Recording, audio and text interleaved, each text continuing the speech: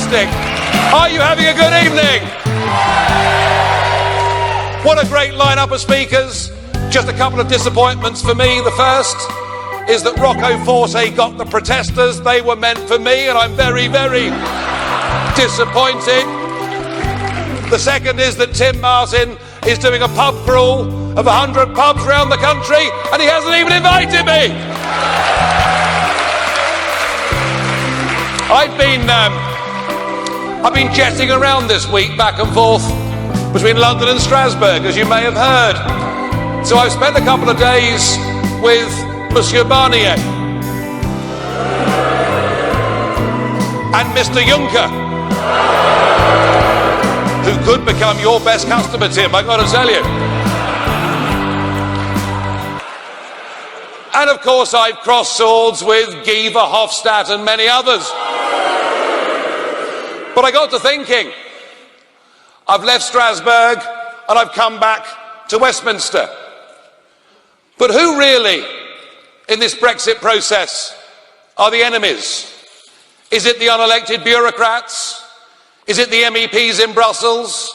Is it those that are trying to build a United States of Europe with their own army and an expansive foreign policy? No. Actually, folks, we tonight here in Westminster are in the heart of enemy territory.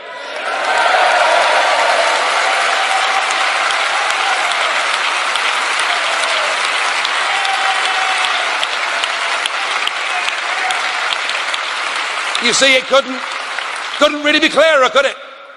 We were given a referendum on whether to remain or leave the European Union. We had the whole establishment. We had George Osborne as Chancellor telling us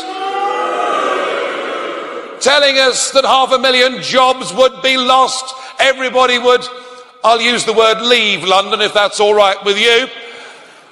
And they told us it'd be so bad that when the President of America came, we were going to be at the back of the queue. They virtually told us that plagues of black locusts would descend upon our land, and 17.4 million brave souls stood up, defied them, and voted to take back control of our country.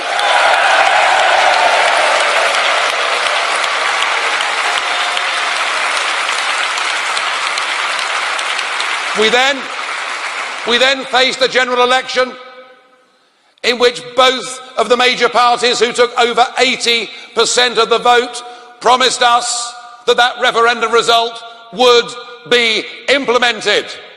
We then moved on to Article 50 being put before the House of Commons, and 498 members of Parliament voting for it. And what it said couldn't be clearer. It said from the date we trigger Article 50, we have up to 2 years to negotiate a withdrawal agreement, or we leave 2 years after we triggered Article 50. It couldn't be clearer.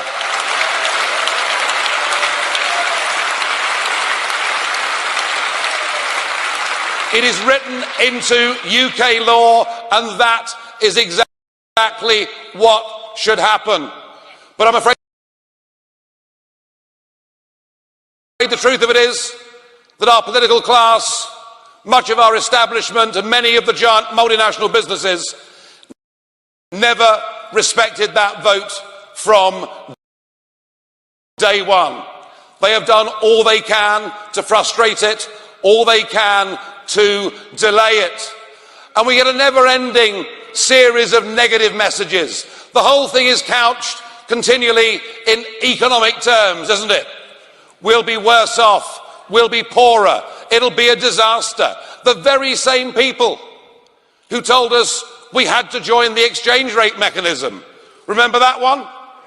It led to, in 1992, a year of record business bankruptcies and house repossessions. But undeterred, the same people told us if we didn't join the euro, the City of London would close down, manufacturing would disappear, it would be a disaster. Thank God we didn't listen to them. Thank God we didn't listen to them.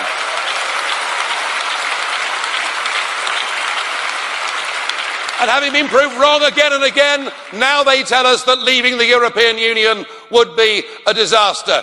Well, can we please go back to first principles? Can we please start to change the debate? The referendum wasn't about whether someone thinks we might be worse off or someone thinks we might be better off. Economic projections are difficult at the best of times.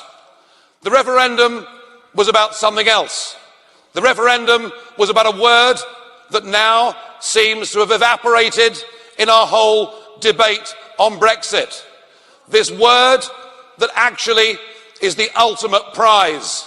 This word that our forebears fought and gave so much more for in 2 world wars and more. This word that says we can be a free, independent, democratic, proud, self-governing state that makes its own laws, that controls its own borders, that chooses its friends around the world. And I want us to bring this word, this proud word, back into this whole debate.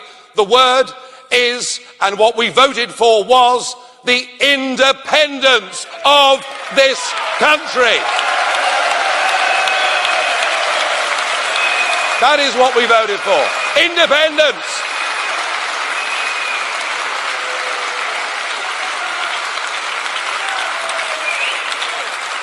And yet, despite the fact we have this piece of law that says we will leave on WTO terms, and sure, no deal, no problem, the difficulty is our political class do not believe in Britain. I want to ask you, do you believe in Britain? Well, I'm pleased to hear it, because we have finished up, I'm afraid, with a failed negotiation, with a withdrawal agreement that in the end looked more like a surrender document of a country that had been beaten at war and quite rightly was voted down by the House of Commons the other evening. But now, in a desperate attempt,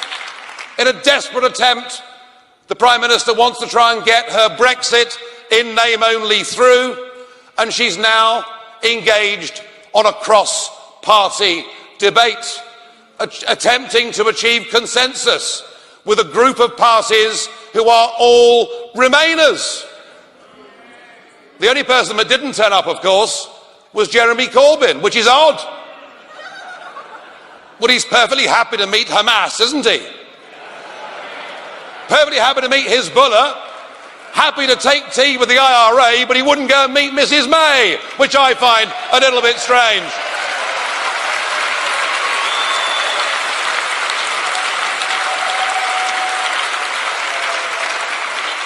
They told us when we voted that we were voting for uncertainty. Well, let me tell you what would have happened if we voted to remain. Since that date, we have seen the confirmation. Despite 50 years of lies from the British establishment, 50 years of the British establishment telling us that the common market, that the European Union is just about trade, cooperation, and will not affect our sovereignty. I remember very well doing a debate against Nick Clegg. Oh, I'm sorry, Sir Nick Clegg, that's important, that bit. But I remember doing a debate and saying to him one of the reasons I did not want to be in the European Union is because they would build a European army, and I believe that would threaten NATO and our own military abilities. I was told that I was some sort of hysterical crank, lying to the public. Now we have Mr Juncker telling us by 2025 there will be a European army, navy and air force. On the 9th of May this year, Mrs Merkel, the real boss, of course, of Europe, and Monsieur Macron, whose star may have fallen somewhat, but they will be giving a joint press conference announcing further deep, sweeping, and they use the word reforms. What they mean are a further centralisation of power. This European project is about building a unitary state. It is about getting rid of the nation states as effective operating entities. Far from Remain having given us certainty, we would have plunged further into, frankly, regional irrelevance. So let's be clear, Brussels isn't working. And right across Europe, there are people now rising up on the right, the centre and the left saying they wish to govern our own countries. And just as in the past in history, we have often been the nation that has given the example to the rest of Europe, I believe that by delivering Brexit, we will also get rid of this European Union and replace it with a Europe of sovereign nation states working together as friends and trading.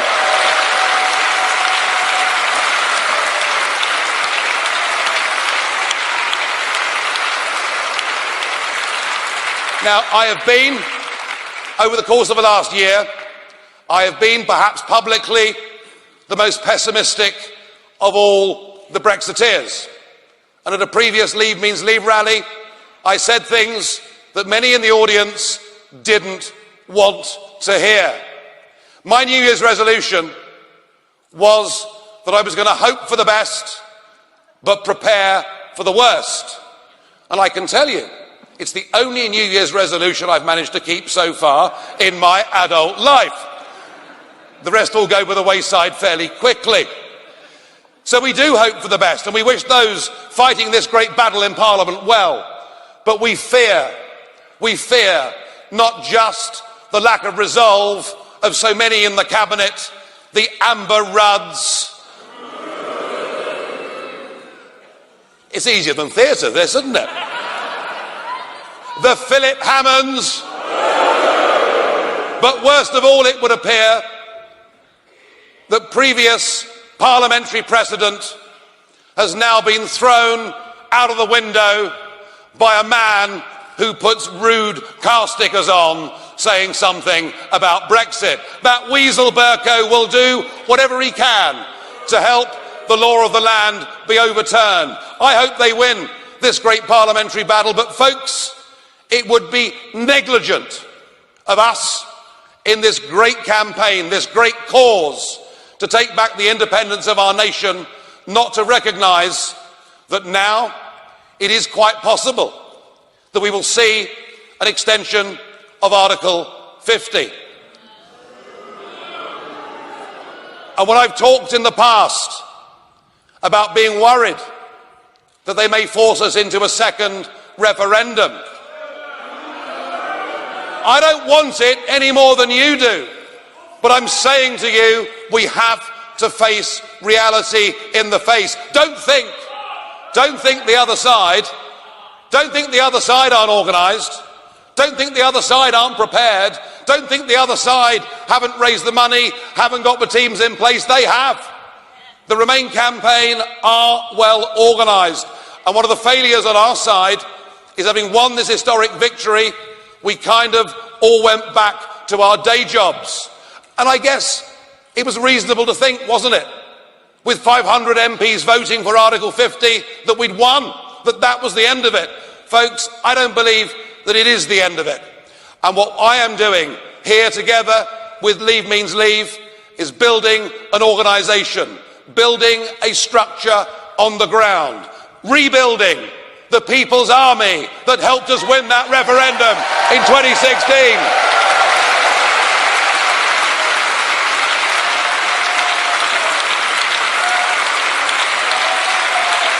They believe,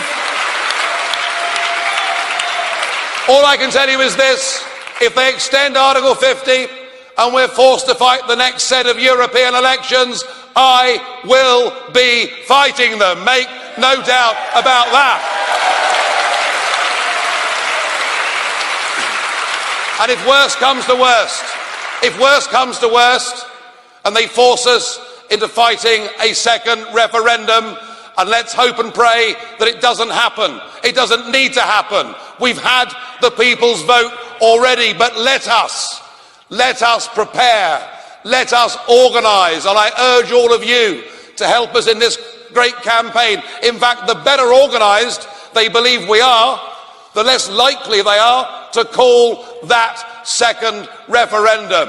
I hope it's not needed, but I'm pessimistic, and I believe that it may. And I'll tell you, as I said in the video, if I have to fight again against this lot, then believe me, next time, as far as I'm concerned, it's no more Mr. Nice Guy. Thank you.